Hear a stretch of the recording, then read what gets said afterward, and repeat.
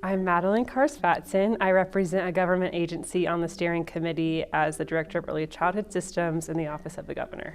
Something that I think is important about the 5 goals is that they were built based on the input of parents and providers.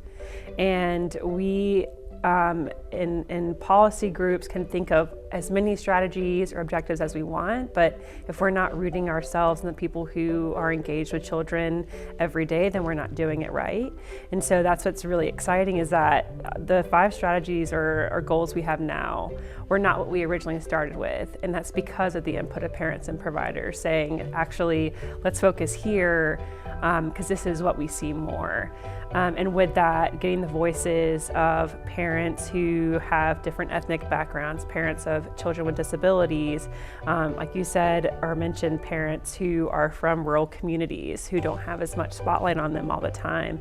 It's critical to be thinking of them so that our plan doesn't just hit the urban centers of our state, but also in the small corners of it too.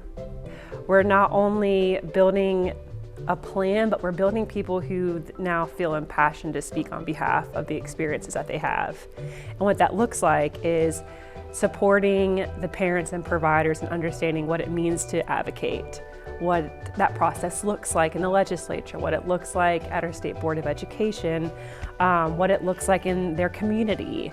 And so that's really been, I think, the most critical discussion, is that parents and providers do have a voice in our state, and if they're not the ones talking, then we're not doing it right.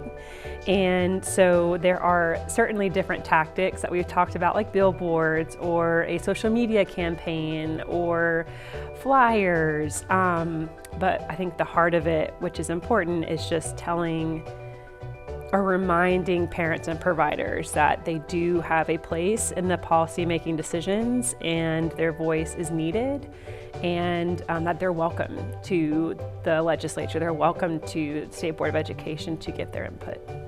Go far, Louisiana!